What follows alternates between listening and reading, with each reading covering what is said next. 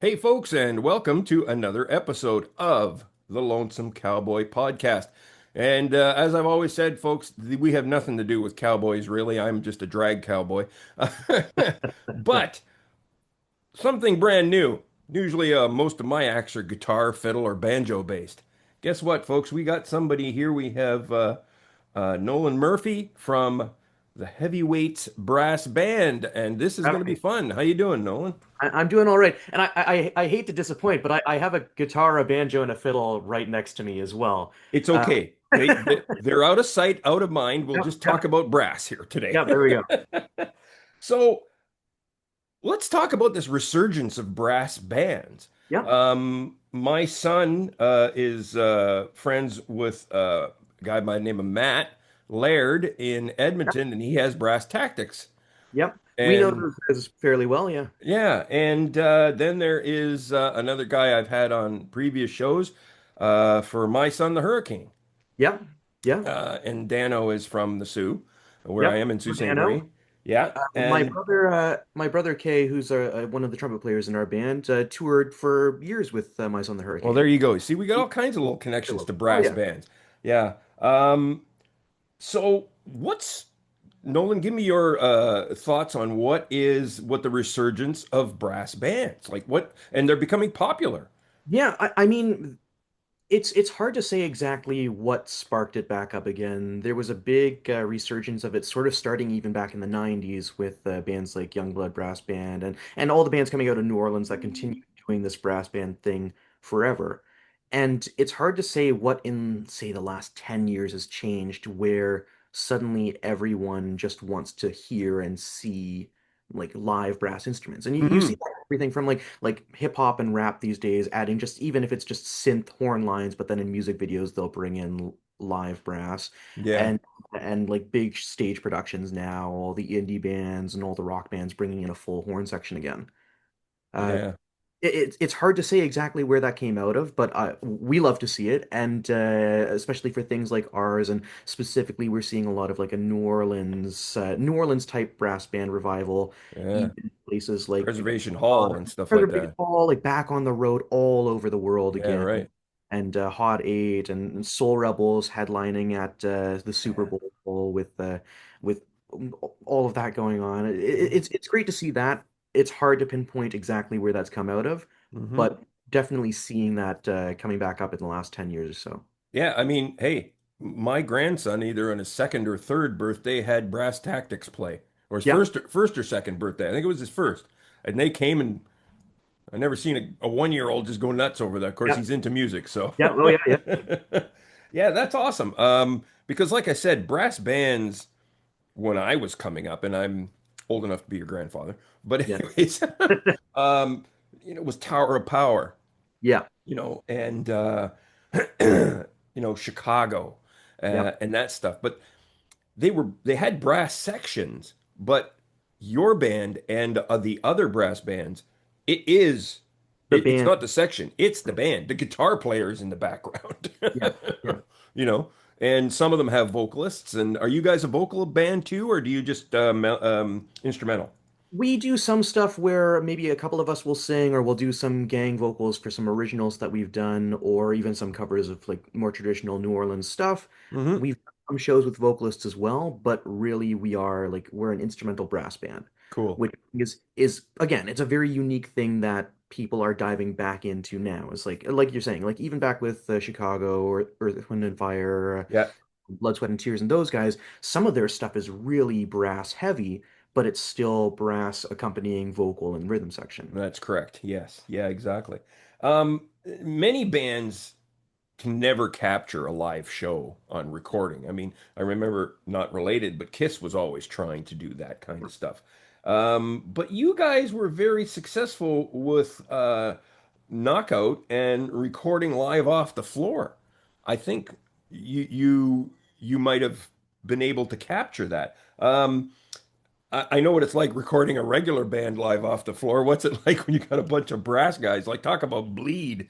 I know there's it's always a discussion anytime we go into the studio as to I mean some of the songs on the album we've even done two track, but I think the majority of them are live off the floor, a single take maybe with some patchwork in there. Uh-huh.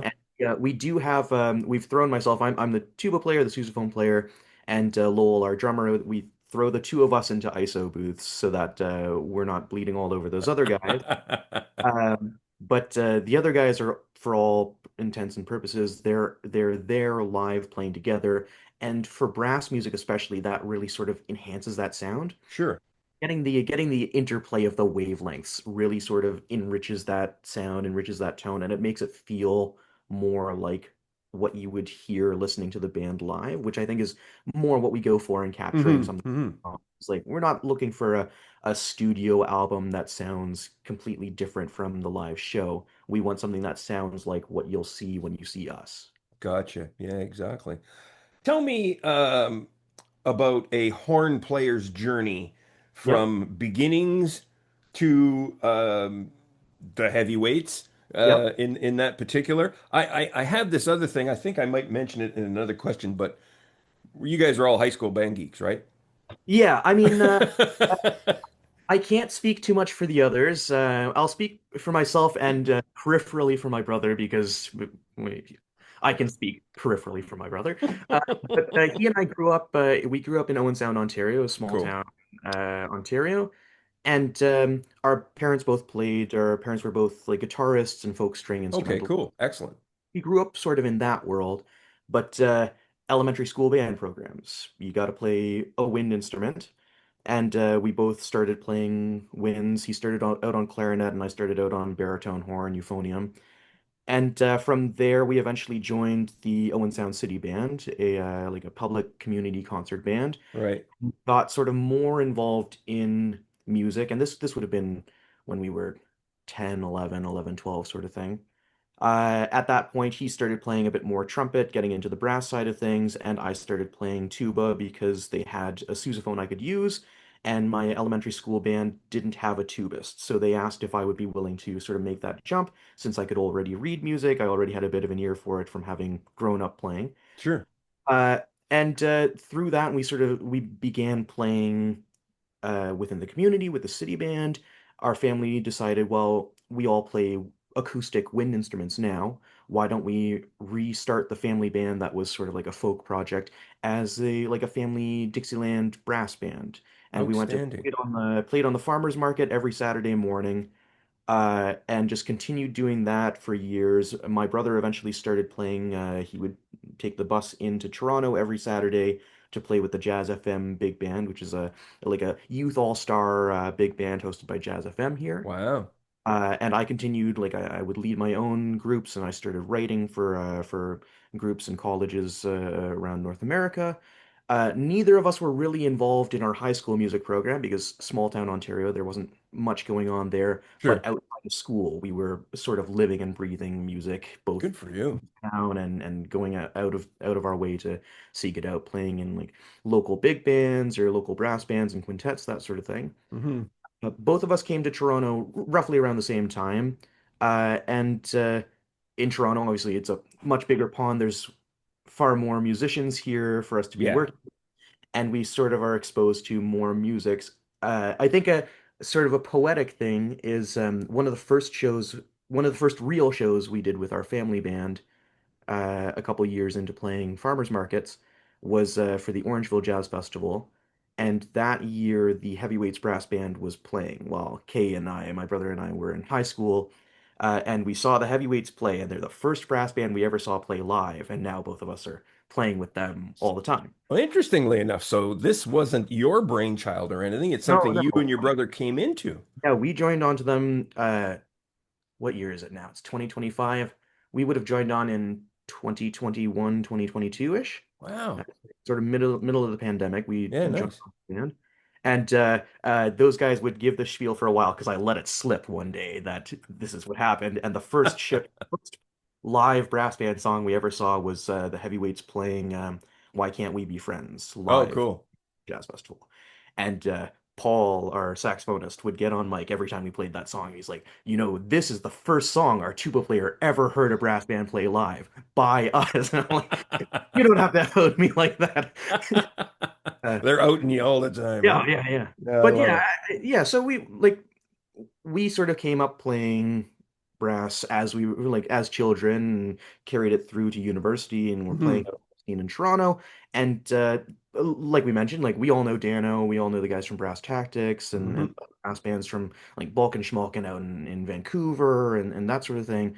Um, so it's not as big a world as you'd think. And so when we get out to Toronto, eventually we start playing with these guys in other groups and other contexts. And when they need somebody to come and cover the tuba chair, somebody to come and to cover the trumpet chair, we get the call eventually. Nice. Excellent. So there's something I'm gonna just from talking briefly with Matt at Brass Tactics. Yeah, They brass bands can get gigs like anywhere. yeah, Like they get pegged for like the Oilers do them and other sports teams and other yeah. events and stuff like that. I'm just curious, what's the most unusual gig that the heavyweights have had where you've said, "Okay, this will be interesting." This is one of those things where the moment you ask it, everything slips out of my mind. Yeah, that's what happens. Well, I tell you Uh, what, if you can't come up with it, let it stew and we can go back Yeah, if you yeah. want. Maybe we'll circle back on that one. I can think of weird ones that we've done, maybe not under the moniker of the Heavyweights Brass Band, Oh yeah, cool. with several of us involved, or maybe even the whole band or part of a larger band. Yeah, But the band itself, I couldn't say exactly off the top of my head. yeah. Yeah, Well, like I said, yeah, Brass Tactics played my son's 1 year birthday yeah, party. yeah, yeah. I guess a gig's a gig, as they say, Yep. right? Oh yeah. Yeah, exactly. As So long as the audience appreciates it, we're happy to be there. yeah, exactly, right? Eh? You just uh, as long as you got a good crowd. That's like I said, I'll play for 10 people. If they give me $10 a piece, I'm happy. Let's put Yep. it that way because they stayed and they listened. That's all I care. Oh yeah. Yeah. Yeah, exactly. So it's a kind of a new world order with the music business out there right now. Yep. Um, and trying to navigate, of course, your band, like many others, are well, kind of a DIY project, I guess, because the heavyweights were an entity uh, before you got involved. Yep. What are some of the big challenges that a brass band with like you guys have in a DIY career when it comes to navigating the music business? What kind of challenges are you guys up against? Because you're not your average band. Yeah, I mean, I think a big one that comes to mind for any band to, regardless of genres, trying to pitch their own way is just getting sort of publicity and getting your name out there versus having some sort of management team involved. And it's just like we're the band has been playing forever. We do festivals all across Canada, and those guys performed in the States and overseas, but we are not really at the moment looking to do things like stadium shows or things like that. But at the same time, we're not really getting that sort of visibility or fan base without like a record label behind us pushing us for that sort of thing or pitching Yeah, us right. live television, the Tonight Show sort of thing.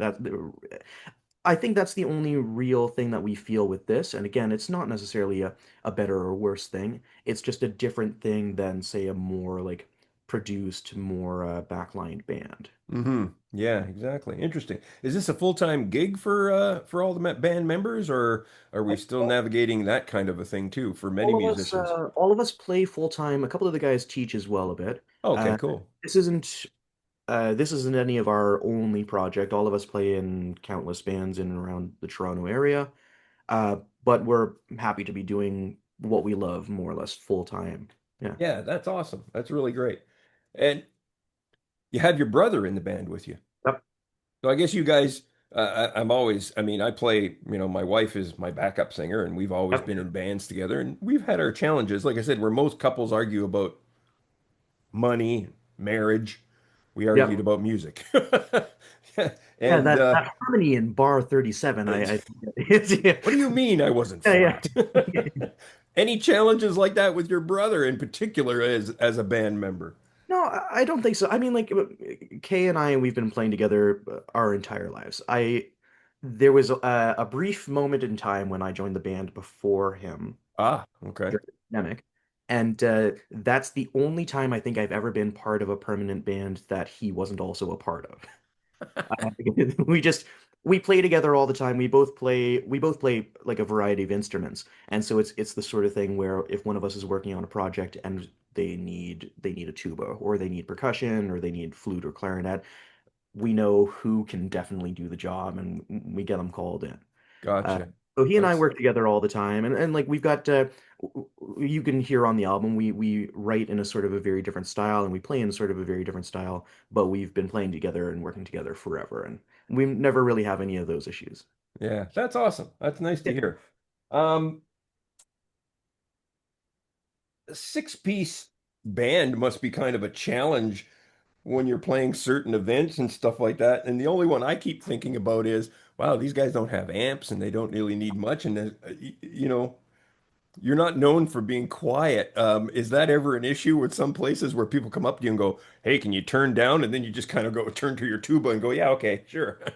Yeah, this might be at least in recent memory one of the weirder gigs that we've done. Okay, cool. We get two And questions in one yeah, here. I'll knock out two birds. We did a show at a hotel in town, newly renovated or newly reopened. Sure. They wanted to have live music every Thursday at dinner. And so we're like, great. Like they reached out to us. We didn't hunt them down. They're like, Heavyweights Brass Band. We want you to play here because it's going to be all acoustic, playing in the hotel bar lobby area. Hmm. And we showed up, and it was far too small and far too quiet a space for a six-piece brass band to be warranted. Uh, and there's at that point, there's not a whole lot we can do. Like we can bring our volume down a bit, but Sure. the nature of brass instruments, and especially with the music that we're playing with a like with trumpet, the higher up in the horn it gets, the harder it is to sort of pull back the volume because Yeah. you got to belt it to get it out there. Yeah, exactly. So we're saddled up in this lobby, and it's the first time they're running this thing, so there's not a big crowd to absorb the noise. They're just Sure. be a couple stragglers drinking on their way in or out of in or out of the hotel. Um, and the staff loved it, but the management was instantly, oh no, this isn't what we wanted at all. It's like, well, you hired a brass band to play in your lobby. Yeah. What did you think? Yeah, I don't know what else we can tell you. Yeah. It's like what they should have done was hire a saxophone player to just play Yes, yeah. quietly in the They background. very quickly, I think, pivoted to Yeah. having keyboard and sax neo soul thing, Yeah. which, as much as we enjoyed playing the show and we would have loved to do it again because it was a nice spot to play, we could hear ourselves and we had fun. Very understandable that they Yeah. would make the pivot. Yeah. Well, I believe a reed instrument is a little easier to bring down in Yeah, volume yeah. than it is a. But just especially when you're not fighting against the brass horns. Yeah. Exactly. Yeah, exactly. Well, it's cool part. I actually have a tuba player that I hired locally to play on one of my songs that I'm releasing. So Yeah. Yeah. I said, why play bass? Get a tuba. That'll be fun. Who's the player? Oh, he's a local fella. He was once a vice principal here in the system Oh, okay. in town. His name is Ron Dalson, but he's kind of one of those guys that plays anything and everything, keyboard and the whole deal. So Yeah. yeah, Yeah, he's I know a handful of guys scattered across Canada. I'm always there you interested. go. Yeah, there's all kinds of them. Um, horn sections, like we talked about earlier, are usually the guys, playing in the background in Chicago and stuff like that. Have you guys ever been hired as the heavyweights to back up like Tower of Power was, okay, you're going to play with these guys. Has the heavyweight said you're going to back up this guy? You know?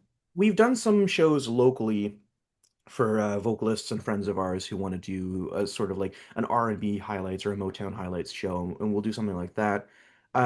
There is, I believe, an album or a single that I don't know a whole lot about because it's before my time with the band.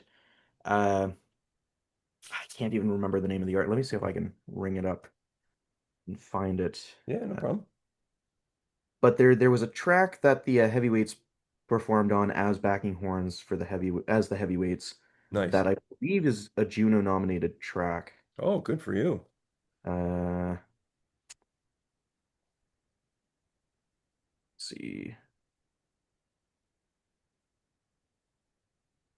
Boy, I No, I wish don't. I wish probably. I was busy as you were, that you actually forget some of the things you've played on. No, no, I'm not seeing it here linked on our Okay. Spotify, but we've done a lot for local artists, and this was a fairly big name artist from what I remember, but Hmm. a local friend of ours. Because I mean, I'm in my late 20s now, but a couple of the guys are a few years my senior, and they went to school with folks who are now like performing internationally, performing at the Junos, Grammy Nice. nominated sort of thing. So we know a lot of those folks, and they know and love the band because they grew up at the same time as this band, and they're in town. They want to play with a brass band. Heavyweights has them covered. Nice. I Yeah. love it. Um, sorry, I'm can't read my own handwriting anymore. There it is. New Orleans. You guys went down to New Orleans and recorded? Yes, not this recent album, but the last album before that was recorded down in New Orleans. Our original trombone player, Chris Butcher, Hmm. he down to New Orleans 5, 6 years ago, and prior to that, the band just made many trips down there, and we've worked with a lot of artists from New Orleans as well, and obviously that's where our music has its roots. Hmm. And so when we were recording the previous album, This City. Um, Chris was down there. He had already established connections. He runs a studio down in New Orleans now. I think this was right before he got all that set up. But we went down, we recorded in New Orleans, and we recorded with local legendary artists, and sort of got to be like really deeply ingrained in that culture. This album was actually mixed by a gentleman down in New Orleans who the band has worked with before. I'm forgetting his name, but it's listed in our tracks. He's a phenomenal brass band producer, and he Sure. did he did our mixing, and got that all out to us. But the This City album was recorded in New Orleans. A few of the tracks were written while down there. Yeah. That's got to be something for guys, that are into brass bands. And of course, Oh New yeah. Orleans being the mecca kind of I that mean, just kind of like sound. You guys must have been standing around there and like, I don't think I'd have dared played because, you're going to be playing in in front of some of these people that just might go, yeah, yeah, I, I, whatever. I down there just this past February. I always you always want to straddle not being there during Mardi Gras, but being there close to Mardi Gras. Because during Mardi Gras, there's too many. It's so busy. There's Yeah. so many people, but Yeah. also all of the really big local bands will go on tour because that's when they do their Mardi Gras tour. And Ah, if you want to see like the really big names, you want to go there right before, or right after, right as they're getting ready to leave, or right when they get home. So I was down there early February this year, and got to catch up with a bunch of my friends down there and see a bunch of really great acts, and even just like wander the streets and listen to the sounds and let yeah. that inform what we do and the writing that we're doing. Uh-huh. Excellent. So did the heavyweights get a chance to maybe other than record, get a chance to give a little bit of sample of their work to the New Orleans people? In my time, we haven't done any live shows down there. I do know that the band has done a few shows through the States, but I couldn't say for sure if they made it down as far as New Orleans to perform. But again, I mean, like we've all been down there individually, and even as groups when we're down there, we'll have instruments and go out and jam with other people, and so we know a lot of the folks down there, and a lot of the folks know who we are as well. Hmm. So the fact that you guys came in after the band had already been established, so who was the brainchild behind the heavyweights? That's a tough one for me to answer, just having not been around there. I know RJ, or sorry, Lowell, our drummer, and Paul, our saxophone player, and they're the two original members still with the band. John Oh, joined okay. very early into the band's career, and RJ's been Gotcha. playing with them. Our current trombonist has been playing with them peripherally for forever, and took over when Chris moved down to New Orleans. It's I couldn't speak exactly to how the band was formed. I've heard a few different stories out of those guys. Hmm. Or the most recent of being it was sort of sparked by a Kijiji ad looking for musicians in Toronto. Well, I've heard that band starting that way before, Yep, so yeah, yeah. yeah. It can be a really a real roll of the dice doing It that, can, very much so. especially with instrumental jazz stuff. But Yeah, that's the most recent iteration I've been given. that's awesome. But yeah, yeah. Outstanding. What I found really interesting, Nolan, and because of course I come from parents who were, father was a World War II veteran, my mother was a war bride, um, and my mother was also a musician, and so was my grandfather, and so were my uncles. They played in Yep. an orchestra. Yep. When I took up music, my mother was encouraging. Oh, that's wonderful.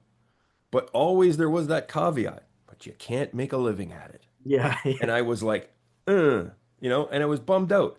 And then you got folks like yours, and they were musicians already, and they were probably encouraging like you wouldn't believe. Yep, yeah. I think it was almost the opposite with my folks is that oh, with technology and AI coming in, you can never make a living as a teacher or doing mathematics. You might as well. No, like my I parents like were your parents already. yeah, yeah. They never really forced this on us. My younger brother Kay and I and our youngest brother Reardon is the black sheep in the family because he's gone to school for engineering or something. Oh, really? Wow, he went No, into the he's sciences. not, man. But we were just sort of given free range over like a room full of instruments. Our parents just had all the Yeah, instruments set out. We had an old, slightly out of tune upright piano and drums and guitars, and we would poke around at those in our free time until eventually something clicked, and we just wanted to keep doing that. Our father's favorite example is our youngest brother was born after Kay and I started doing brass, and so we had a euphonium just sat like an upside down tuba sat on the floor. And our youngest brother, when he was still in the crawling stages, maybe 1 or 2 years old, he would crawl up to the horn every now and then and just blow a farty noise into it and then crawl away. And that's how he got started on that track. I love And it. yeah, like it was never. I don't think it was ever really an expectation that we went into music or the arts directly, but they were very supportive of us doing that. And again, like they would facilitate my brother taking the bus by himself in high school to Toronto every Saturday to go play with this big band. And they would drive into town to pick him up from the bus in the middle of the night to bring him back home when he got back, There you go. wake us up in the morning to bring us down to the farmers market so that we could play for nickels and dimes for a few hours and then go out and get ice cream and that sort of thing. Outstanding. Listen, parents who are watching, let This is what happens. courage. My Yeah. grandson's 4 years old, and he's already involved in a music school there. They have a section called Mini for the mini rock stars. Yep. Yep. Kid loves to sing. He's going to be a theater kid. He's he puts concerts on for you as it stands right now and uses his toys and everything as instruments. So Yep. that has to be encouraged. And there you go. Parents everywhere. No, and it's just like having Encourage your children in this music. creativity to play and create bleeds into everything else, right? It's like Exactly. Yeah. we didn't have to become musicians, but having that freedom to express and explore helps just develop. Yeah. I should have got an arts degree because I know so many people with arts degrees that are not working in the arts, but they got really good jobs. Yeah, yeah. And I went, damn, I didn't know that cross-pollinated to politics. Yeah, oh, yeah, yeah. Excellent. Okay. Nolan, Murphy, Yep. tell the folks where they can find out more about the Heavyweights Brass Band, your socials, and all that fun stuff. Yeah, so well, I'm gonna have to look up the exact URL of our website because I always get it wrong. It's- So you can find us on, oh, it is heavyweightsbrassband.com Oh, there you go. See? as Heavyweights BB on social media at Ah, Heavyweights BB. That's why I always get Heavyweights BB the on the social reverse. media weight and Heavyweights Brass Band on the web, and you can find them there. Yep. And What's we're on all streaming except for Bandcamp, as far as I'm aware. And we had a big discussion earlier this Get on weekend Bandcamp? on Got to Bandcamp. support it. Yes, yes. Get out of Spotify. I'm not releasing on Spotify anymore after they did that AI band. I'm done. Yeah. Done. Yeah. Yeah, I'm gonna click Oh, that one off on DistroKid. we were performing at the Montreal Jazz Festival this past week, and we this run of our album we only printed vinyl because nobody really listens to CDs anymore anyway. A lot of people don't have vinyl players. Yeah. But Anyways, a lot of people don't have record players, but vinyl is a much cooler keepsake. So we yeah. printed a bunch of vinyl and we were selling a bunch of those, but then some folks were coming up and they were saying, "Hey, how can we buy this digitally? Like we want to be able to put it on like iPods or use it for like ringtones or anything like that. How can we buy the digital copy? And we're like, well, that traditionally is just Bandcamp, which is traditionally the one thing we've never set up. So we're getting on it. I've been told it'll be done this week. So we're Excellent. we're gonna hold those guys to it. I'm going to watch for you then because and Yeah. then I'll follow you on my account there too. Yeah, So great. Yeah. outstanding. All right. Next gig, where are we going to see you guys? Oh, that's another good question. I See, this I is got a real musician, folks. He actually has to look at a calendar to figure out where he is. That's I how got I back from know. That's how I Montreal know. back just last night, and let's see. I believe our next public show is going to be August 3rd. We're playing at Union Station downtown Toronto at noon. Cool. All right. Yeah, July is full of holidays and vacations, and all your audience has gone to the cottage. Had our had like a two-week stretch of almost back-to-back festival shows. So now the next month is all of us recuperating family time or playing too much with other bands. There you So go. I love it. Yeah. Uh, Outstanding, sir. Thank you so much for coming on the thank program. you And for having folks, please do check out the Heavyweights Brass Band and check out all those brass bands. Check out me. the guys we were talking about, Brass Tactics, Yeah, My tactics. Son the Hurricane. Who's some other good guys that they can go listen to? Less in the New Orleans style, but Balkan Schmalkin are friends of ours out in Vancouver. They're like a Serbian Balkan brass band. They're Nice. phenomenal guys. We've got a bunch of great brass bands in Toronto as well. My brother and I, we lead Shout the Band, and a bunch of other great U.S. based brass bands. Things like the Soul Rebels, who again they Yeah, played yeah. opened the Super Bowl this past year. Nice. Phenomenal guys, great guys. The Hot Eight, Youngblood Brass Band, all those groups. Outstanding. Brass band music, man. I gotta love it. Never thought I'd be seeing this coming along, but I'll tell you, it's like a bagpipe. You hear a brass Yeah, band and you just, oh yeah, let's go, you something special. know? Yeah, Something special right there's there. something Yeah. special. Yeah. All right, sir. Thank you once again. I appreciate you coming Thank on you the again for having program. me. All right, no problem.